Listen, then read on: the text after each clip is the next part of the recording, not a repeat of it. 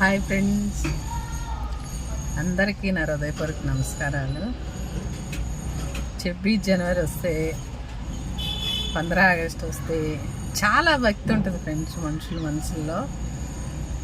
వాళ్ళు సాధించినది, వాళ్ళు చేసినది ఆ ఒక్కరోజే గుర్తుపెట్టుకుంటారా ఫ్రెండ్. లైఫ్ లాంగ్ మనం బ్రతికినంత వరకు మనం చేయలేని ఇంకొకరు చేశారు, అట్లా చేస్తేనే కదా మనం ఈరోజు ఎంత హ్యాపీగా బతికుండామని ఎవరన్నా గుర్తుపెట్టుకుంటున్నారా ఫ్రెండ్స్? అసలు చెప్పుకుంటానికే కానీ వినటానికి పనికి వస్తున్నాయా? 15 ఆగస్టు వస్తే అడావుడి చేసి స్టేటస్లు పెట్టి 4 వీడియోలు చేసి వదిలేస్తారు. 26 జనవరి వస్తే అట్లాగే అడావుడి చేసేసి జెండాలు అది ఇది అడావుడి చేస్తారు. అదంతా కాకుండా మన మనసులో భక్తి ఉండి, దేశం అంటే నిజంగా భక్తి ఉందా ఎవరికైనా?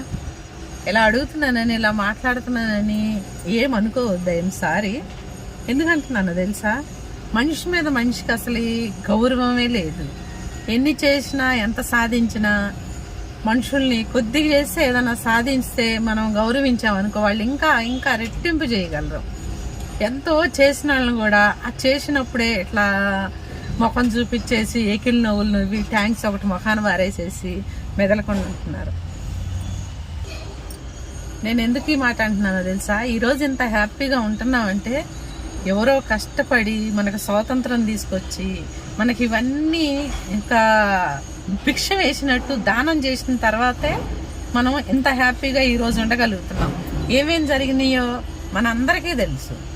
కానీ నేను అనేది ఏంటంటే తెలుసా, వాళ్ళకి తోచినది వాళ్ళు చేస్తే మన పిల్లలు మనం ఇంత హ్యాపీగా ఉంటున్నాం.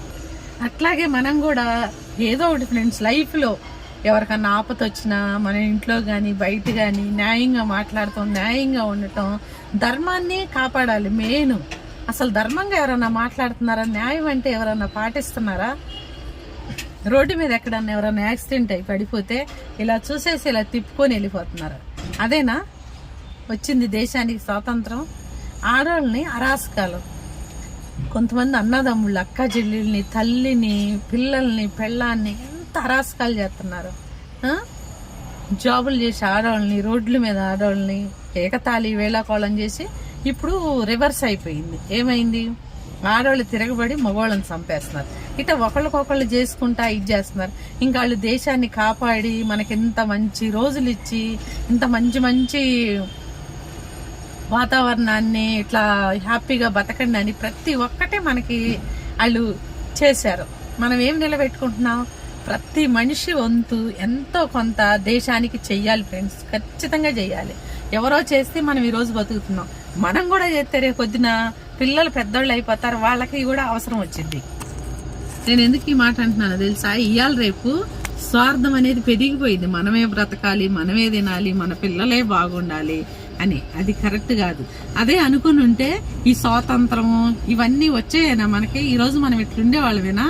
అందుకే సమాజాన్ని కాపాడాలని ప్రతి ఒక్కళ్ళు మనసులో ఉండాలి ఫ్రెండ్స్. అసలు ఖచ్చితంగా ఉండాలి.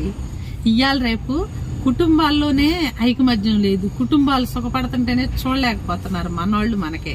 ఇంకా మనం దేశాన్ని కాపాడతామా? అది కాదు ఫ్రెండ్స్. మనసుని ఒకసారి ఆలోచించండి. ఎందుకు చెప్తున్నానో తెలుసా? ఇవాళ రేపు ఎంత దేశం పగ పెరిగిపోయింది. కానీ అసలు ఏంటి సమాజంలో ఏం చేయాలి మనం? ఎవరికి ఏం హెల్ప్ అవసరం, ఏ హెల్ప్ చేస్తే పుణ్యం వస్తుంది, ఏంటి ఎవ్వరు పట్టించుకోవట్లా. ఒక్కొక్క మాటలో అర్థాలకి 100 అర్థాలు వస్తాయి. కానీ అసలు ఈ మాటలు మాట్లాడే కొంది మనుషుల్లో దేశాలు పెరిగిపోతున్నాయి, ఇంకా మాటలు పుట్టుకొస్తున్నాయి. కొంతమంది ఏమంటారో తెలుసా? పిల్లలు, తల్లులు, చుట్టాలు, ఫ్రెండ్స్, అక్కాజీళ్ళు, అన్నదమ్ముళ్ళు 50 మంది వచ్చేసేసి చేస్తే కోట్లు సంపాదించారంట. అచ్చా వాళ్ళందరు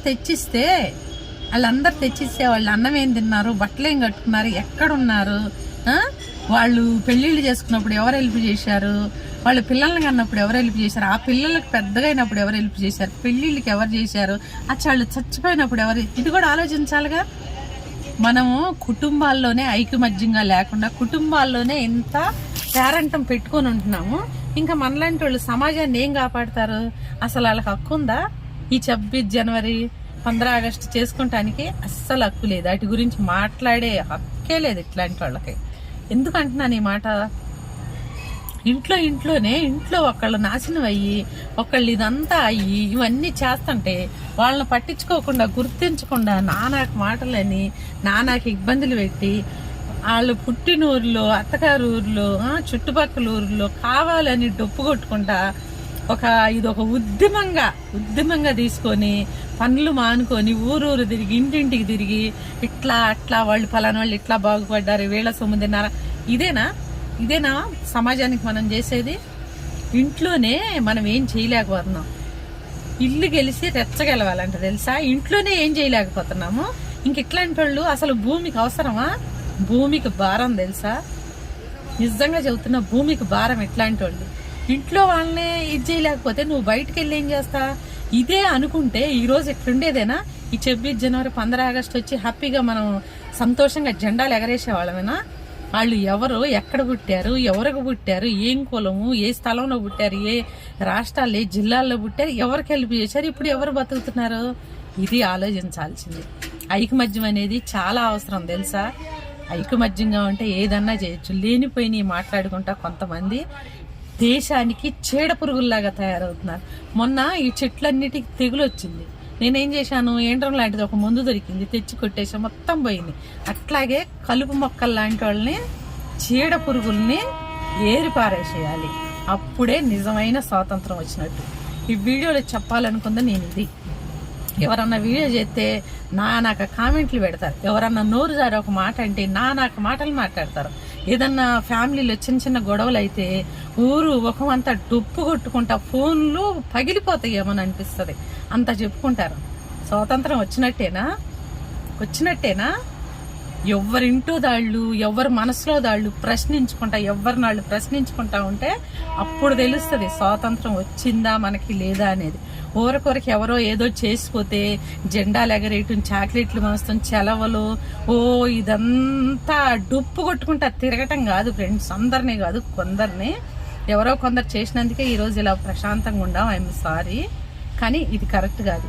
ప్రతి ఒక్క మనిషి సాధించాలి. ప్రతి ఒక్క మనిషి సమాజం గురించి ఆలోచించాలి. అప్పుడే నేటి పిల్లలే రేపటి పౌరులు అంట. వాళ్ళు కూడా బాగుండాలి కదా. మనది అయిపోయింది, మనం రాబోయే కాలం గురించి ఆలోచించాలి కదా. ఇప్పుడు చిన్నపిల్లలు ఉన్నారు, మనం ఏది చేస్తే అదే వాళ్ళు అది చేస్తారు, అదే మాట్లాడతారు.